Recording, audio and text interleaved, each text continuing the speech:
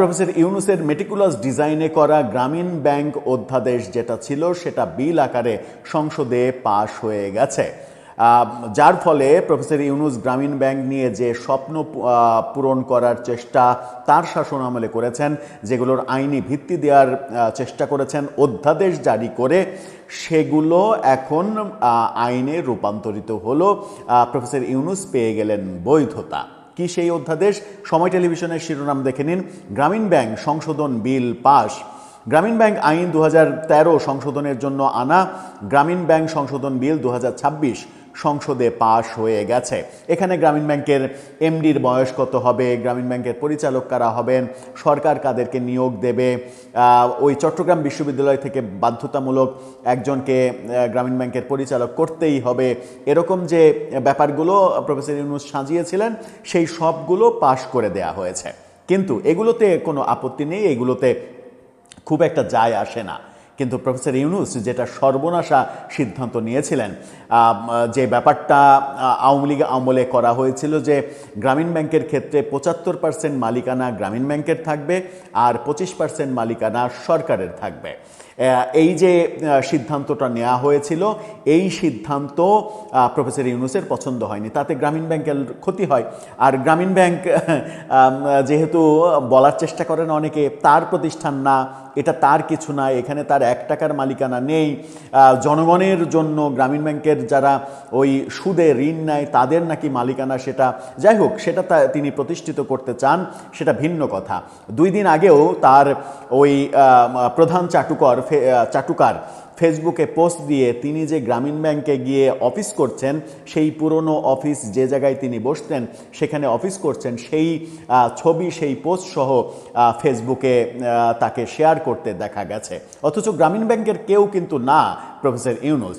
সেই গ্রামীণ ব্যাংকের মালিকানা 25% সরকারের ছিল, সেখান থেকে 15% কেড়ে নিয়েছেন তিনি অধ্যাদেশের মাধ্যমে। 15% কেড়ে নিয়ে গ্রামীণ ব্যাংকের 75%-এর সঙ্গে 15% যোগ করেছেন। এখন গ্রামীণ ব্যাংকের মালিকানা হচ্ছে 90% আর সরকারের মালিকানা মাত্র 10%। এতে সরকারের হাজার হাজার কোটি টাকার ক্ষতি হয়েছে। এই যে বড় একটা ক্ষতি তিনি সরকারের করেছেন এবং গ্রামীণ ব্যাংকের স্বার্থ সিদ্ধি করেছেন, স্বার্থ উদ্ধার করেছেন, যেটা মেটিকুলাস ডিজাইনে বলার চেষ্টা করেন গ্রামীণ ব্যাংক তার না, জনগণের স্বার্থে তিনি করেছেন। এই যে সরকারের হাজার হাজার কোটি টাকার গচ্চা দেয়া কিংবা ক্ষতি করা, এই সিদ্ধান্তটা বিএনপি আজকে সংসদে বিল আকারে পাশ করে দিয়েছে, যেটা প্রফেসর ইউনূস অধ্যাদেশ জারি করে করেছিলেন।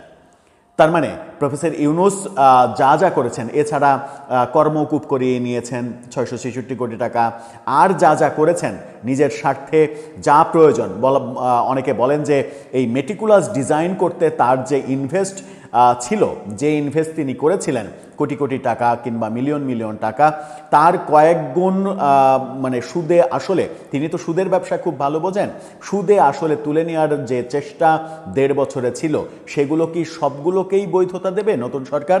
এবং সবগুলোকে বৈধতা দিতে গিয়ে দেশের স্বার্থের কথা চিন্তা না করে প্রফেসর ইউনূসের স্বার্থের কথা তারা চিন্তা করবে কিংবা বাস্তবায়ন করবে?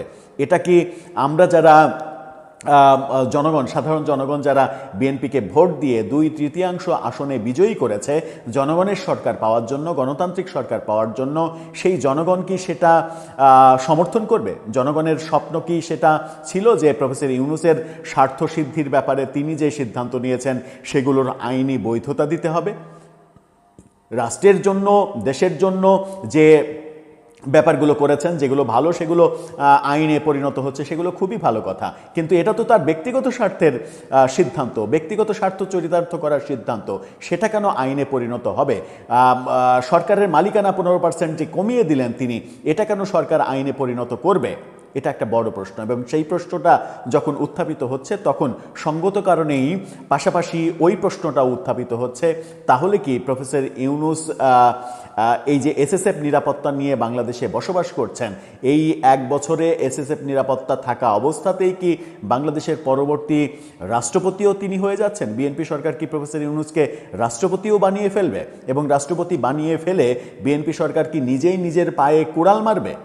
এই প্রশ্নটা সঙ্গত কারণেই আসছে, নাকি প্রফেসর ইউনূসের এজেন্ডাগুলো বাস্তবায়নের জন্য কোনো বৈশ্বিক চাপ রয়েছে বিএনপি সরকারের ওপরে? সেটাও একটা বড় প্রশ্ন।